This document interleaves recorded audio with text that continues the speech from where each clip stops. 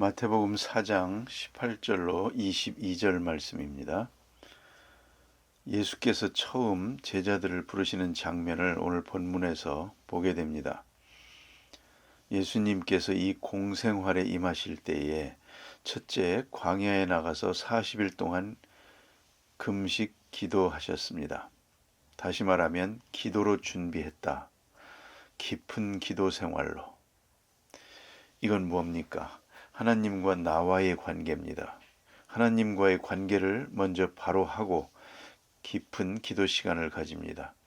그리고 이 기도를 통해서 하나님과 나와의 관계를 정립합니다. 이것이 첫째였습니다. 그러는 동안에 많은 시험을 당하고 기도로서 시험을 다 물리칩니다. 영적으로 먼저 승리하고 그리고 세상적으로 혹은 교회적으로 역사했다 하는 것을 잊지 말아야 하겠고요. 그 다음에 예수님께서는 역사하시고 전도하면서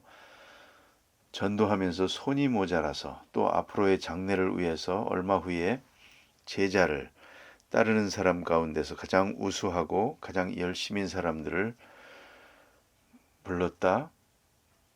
그렇게 되어 있지는 않습니다. 여러분이 그냥 읽으면 예수님께서 바닷가에서 제자들을 불렀구나 하고 생각되지만 그렇지 않습니다. 예수님은 처음부터 제자를 불렀습니다. 병 고치는데 일손이 필요한 게 아닙니다. 처음부터 제자를 불렀습니다. 그리고 제자를 가르쳤습니다. 성경을 자세히 연구한 사람들은 그렇게 말합니다.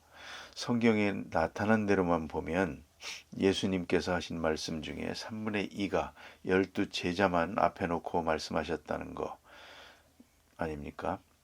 그것도 3년 동안 엄격히 말하면 제자 12사람 키워놓고 십자가 지신 겁니다. 그런데 이 제자들도 그렇게 시원치가 않았습니다. 그러나 이 제자들을 통해서 교회가 세워집니다.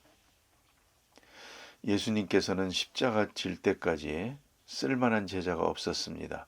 쓸만한 교인도 없었습니다. 그러나 이 12제자를 이렇게 훈련시켜 놓습니다. 그리고 그들에 의해서 교회가 이루어진 것입니다. 또 한 가지는 예수님께서 많은 사람들을 가르치면서 우리 같으면 그럽니다. 몇 년 동안 가르치면서 그 중에서 제일 똑똑하고 제일 충성되고 제일 믿음이 좋은 누구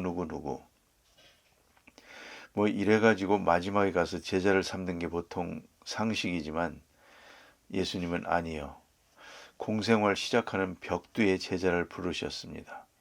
먼저 제자부터 불렀습니다. 깊이 생각할 문제가 아닙니까? 그러니까 어떤 자격을 본 게 아닙니다. 자격은 필요 없습니다. 어떤 의미에서는 불러 쓰시는 겁니다. 그런 의미를 깊이 생각해야 되겠습니다.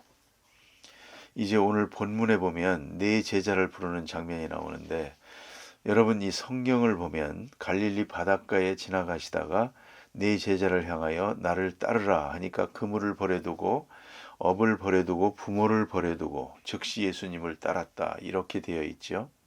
그러나 이렇게 쉽게 따르고 이렇게 쉽게 즉흥적으로 충동적으로 따를 수 있는 성격은 아닙니다. 그래서 요한복음 1장에서는 보충적으로 설명을 합니다. 안드레 같은 사람은 세례 요한의 제자입니다. 이걸 생각해야 합니다. 요한도 그렇고 세례 요한의 제자였습니다. 메시아가 올 것을 간절히 기다리는 사람들이었습니다. 아주 구체적으로 기다리던 중에 또 세례 요한이 메시아를 증거하기 위해 왔다는 말도 하고 있었습니다. 그러다가 예수님께 세례를 베풀면서 바로 이분이 메시아다 하게 됩니다. 그래서 세례 요한의 제자로 있던 사람들이 오늘 예수님을 따르게 됩니다. 따르지만 예수님께서 그들을 부르지는 않았습니다. 그러고 있다가 이들이 예수님을 만났죠. 그리고 얼마 동안을 예수님과 함께 지낸 것도 같습니다. 그런 이제 공생활을 언제부터 시작하려나 하고 기다린 겁니다. 그러던 중에 모름지기 예수님께서 바닷가에 오셔서 나를 따르라. 여기 한마디 덧붙이면 지금 나를 따르라. 이제부터 나를 따르라 하는 말씀입니다. 그럴 때에 저들이 기다렸던 것입니다. 성경적으로 기다리고 세례 요한의 말을 듣고 기다리고 그리고 간절히 메시아를 지금 와 계신다는 것까지 알고 있다가 메시아께서 예수님께서 나를 따르라 하니까 즉시 따르는 것입니다. 그 점을 생각해야 됩니다.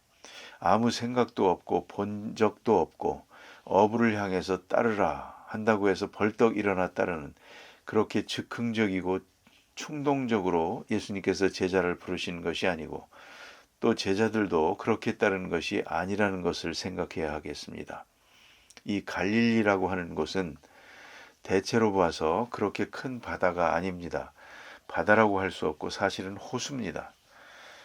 그래서 대략 봐서 남북으로 20km, 동서로 10km 정도 됩니다. 그런 끝이 보이는 정도의 아주 조그만 호수입니다. 그리고 이 갈릴리 바다의 특징은 바다 수면보다 무려 680피트나 낮습니다. 바다 수면보다도 훨씬 낮은 그런 곳입니다. 그 말은 무엇을 의미하는가? 이 물은 바다로 흘러갈 수가 없습니다.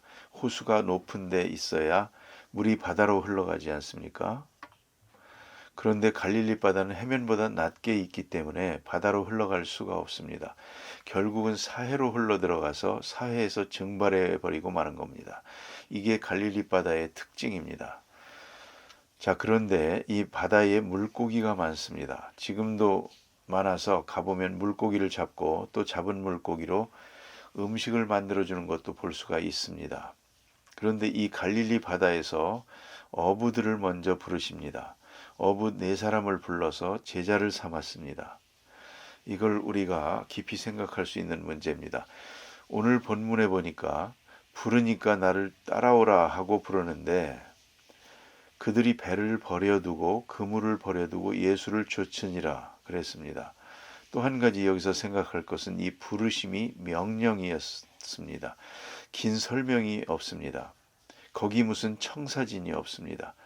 전적으로 믿고 나를 따르라, 그겁니다. 아주 중요한 얘기입니다. 이게 바로 믿음입니다. 가끔 우리는 무슨 설명을 필요로 합니다. 납득이 가야만 된다고 생각을 합니다. 여러분, 납득이 가는 일이 몇 가지나 있습니까? 결국은 믿고 따를 수밖에 없고요. 그의 인격을 믿고 그의 믿음을 믿고 따르는 겁니다. 내 마음에 납득이 될 때까지 그렇게 기다린다면 죽을 때까지 가도 따르지 못합니다. 어느 일도 할 수가 없습니다. 그런 거로 순종에는 모험이 필요합니다. 믿음은 큰 모험입니다. 간혹 우리는 그런 얘기를 합니다. 결혼하는 것도 옛날 사람은 얼굴도 안 보고 결혼했습니다. 부모님들이 그저 이 사람하고 해라 그러면 했습니다. 옛날에 한경직 목사님이 결혼했던 얘기를 종종 후배들에게 해주셨습니다. 정말 얼굴 못 봤답니다. 또 자기보다 연상의 여자인데 결혼식 날 얼굴을 처음 봤다고 합니다. 분명히 눈이 둘이구나 생각했다고 합니다. 그렇게 하고 산 겁니다. 한평생을.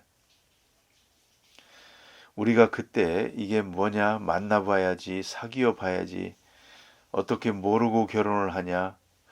지금은 우리가 만나보고 사귀어보고 결혼을 하지만 유럽에서는 살아보고 한다고 합니다. 어떻게 안 살아보고 하느냐 이겁니다. 평균 1년 반. 살아보고야 하지 어떻게 그냥 하느냐는 것입니다. 말이 됩디다. 그래서 요새 이혼율에 대해서 문제가 생깁니다. 도대체 이혼이 뭐냐 하는 겁니다.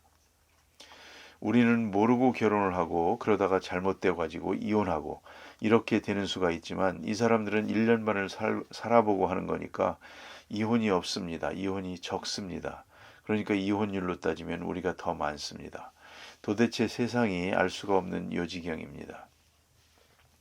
그러나 1년 반 아니라 몇 년을 살아도 끝까지 모르는 것이 사람입니다. 어디 많이 사귀어 보니까 알겠습니까? 그런 거 아닙니까? 아닙니다. 내가 결혼 주례하는 사람들 보니까 7년을 연애했답니다. 7년을 연애했는데 결혼하고 나서 1년도 안 돼 이혼했답니다. 보세요. 그러니까 언제나 모험성이 있는 겁니다. 더구나 예수님의 제자가 된다는 게 다 알고 따르는 게 아니거든요. 따르고 아는 겁니다. 알고 순종하는 게 아니요. 순종하고 아는 것이죠. 그래서 요한복음 6장에 보면 베드로가 말하지 않습니까? 주는 그리스도시요 살아계신 하나님의 아들입니다. 고백한 겁니다. 내가 주는 그리스도이심을 믿고 알았습니다. 믿는다는 말이 먼저입니다. 믿어서 그 다음에 알게 됐다 하는 말입니다. 오늘 예수님의 제자들, 물론 세례 요한을 통해서 성경을 통해서 여러 가지로 알 수 있는 길이 있었지만 그것이 전부는 아닙니다. 정말로 예수님을 보고 그 얼굴을 보고 그 품격을 보고 아무 설명도 없이 이제는 나를 따르라 할 때에 그물을 버려두고 그 다음에 22절에 가서 보면 부친을 버려두고 가업도 버려두고 재산도 버려두고 심지어는 가정까지 부모님도 버려두고 주님을 따랐다 하는 겁니다. 이것이 바로 제자되는 모습이었습니다. 그러면 왜 하필이면 어부냐? 사람 낚는 어부가 되게 하리라 하고 말씀하십니다. 또 어부이기 때문에 그랬을 겁니다. 이 사람들이 아마 장사하는 사람들이었으면 이렇게 말했을지도 모르겠습니다. 너희들이 돈을 버느냐? 사람을 버는 장사꾼이 되게 하리라. 물고기 잡는 사람들이니까 이제 사람을 얻게 되겠는데 마치 물고기 잡는 것처럼 이제는 사람을 낚는, 원문대로 보면 사람에 대한 어부가 될 것이다 이렇게 말씀하십니다. 그러나 예수님께서 이 사람들을 제자로 부르신 데 대해서는 또 다른 깊은 의미가 있었다고 생각이 됩니다. 왜 하필이면 어부냐? 이 어부가 당시에는 유식한 사람들입니다. 무엇보다 중요한 것은 자연하고 친한 사람들입니다. 그걸 잊지 말아야 됩니다. 역시 요새 와서 문제가 되는 경우가 있습니다. 어떤 분이 소설가가 되고 싶었답니다. 그래서 책을 많이 읽었습니다. 소설을 쓰려고 노력을 하다가 상당히 나이가 들어서 포기했습니다. 포기하고 다른 길로 갑니다. 당신 평생 소원이 소설가인데 왜 그만뒀냐 했더니 그분이 중요한 말을 합니다. 나는 서울서 나서 서울서 자랐거든요. 콘크리트 밖엔 본 게 없어요. 소설을 못 쓰겠답니다. 소설가가 되려면 농촌에서 자라야 되겠더랍니다. 농촌에서 벌레도 보고 풀도 보고 자연도 보고 꽃도 보고 뭐 이런 얘기가 나와야겠는데 자기는 이런 건 볼 일이 없답니다. 그러니까 도저히 감정이 메말라 가지고 쓸 수가 없답니다. 그래서 포기했다고 합니다. 여러분, 철학적 인간이 되려면 어떻게 해야 되겠습니까? 철학적 인간이란 역시 자연과 함께 해야 되는 겁니다. 깊은 자연과의 사귐이 있어야 됩니다. 아시는 대로 어부가 배를 타고 나가서 물고기를 잡고 갈릴리 바다는 또 풍랑이 심합니다. 배를 타고 망망대해에 서 보십시오. 그야말로 인간은 아무것도 아니다. 대자연의 힘 앞에 겸손하게 됩니다. 자연을 통한 하나님의 큰 능력을 겸손하게 받아들이게 됩니다. 바로 이런 기본 자세가 필요했던 것입니다. 뭐 조그만 것 가지고 좋다 나쁘다 잘했다 못했다 이게 아닙니다. 큰 바다 앞에 서서 큰 풍랑이 일어날 때 이력편주에 올라보면 사람이 이렇게 초라할 수가 없습니다. 기본적으로 사람이 초라하는 것도 모르면 아무것도 모르는 것입니다. 그래서 이 어부를 제자로 택합니다. 어부에게는 몇 가지 특징이 있답니다. 물고기 잡는 사람들은 기다려야 됩니다. 내 마음대로 아무 때나 잡는 게 아닙니다. 물때를 기다리고 시간을 기다리고 그렇지 않습니까? 기다리지 않으면 물고기 못 잡습니다. 더구나 낚시질을 하는 사람들 보면 하루 종일 기다립니다. 할아버지가 낚시하러 가서 밤새 한 마리도 못 잡을 때가 있습니다. 뭐라고 하면 물고기하고 얘기하는 것이랍니다. 그런 인내가 필요합니다. 엄청난 인내, 하루 종일 앉아 있는 것입니다. 전도하려면 인내가 필요합니다. 또 하나 끈기가 있어야 됩니다. 한 번 잘못됐다고 물러서면 안 됩니다. 집요하게 또 하고 또 하고 오늘 아니면 내일 10년 아니면 100년 이렇게 해야 되는 것입니다. 끈기 있는 몇 번 해보고 안 된다고 물러서면 어부가 될 수 없습니다. 또 한 가지는 용기가 있어야 됩니다. 풍랑 앞에 용기가 있어야 됩니다. 언제나 바다는 위험합니다. 그러나 바다에 나갈 용기가 있어야 합니다. 또 적기를 포착해야 됩니다. 적절한 기회. 여러분 낚시질 할 때 딱 물었을 때 요걸 적당한 때 잡아채야지 조금만 늦으면 미끼만 빼앗기고 마는 것입니다. 가만히 기다리다가 적절한 때를 만났을 때 확 잡아채야 되는 것입니다. 투망을 할 때도 그 때를 맞춰야지 아무데나 던진다고 해서 잡히는 게 아닙니다. 어느 목사님은 투망을 잘하는데 같이 나가보면 아주 물고기를 따라다닙니다. 그렇게 물고기가 모이는 곳을 잘 알아서 기회를 포착할 줄 알아야 됩니다. 그래서 군 선교가 참 중요하다고 생각합니다. 저희 교회가 전적으로 힘쓰고 있고요. 지금 군 선교를 함에 있어서, 그런데 아주 이거는 굉장한 일입니다. 1년에 22만 명씩 세례를 줍니다. 대단한 일이 아닙니까? 왜 이게 되느냐? 젊은 사람들이 처음으로 집을 떠나서 군대에 갔습니다. 마음들이 아주 약합니다.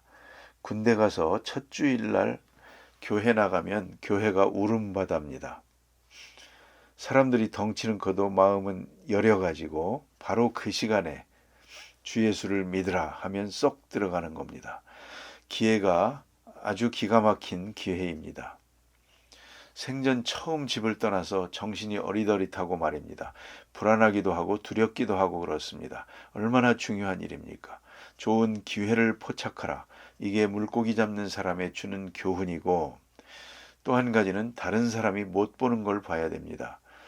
이게 무슨 말인고 하니, 물고기가 밑에 있는 걸 어떻게 봅니까? 그러나 물이 노는 것을 보면서 물고기가 있다는 걸 볼 줄 알아야 합니다. 다른 사람이 못 보는 물밑을 볼 줄 알아야 합니다. 그리고 그물을 던지는 겁니다. 아무데나 던지는 게 아닙니다. 그러니까 그걸 볼 줄 아는 사람이어야 합니다. 더구나 큰 그물을 던질 때는 나이 많은 노인 한 사람이 지도하지 않습니까?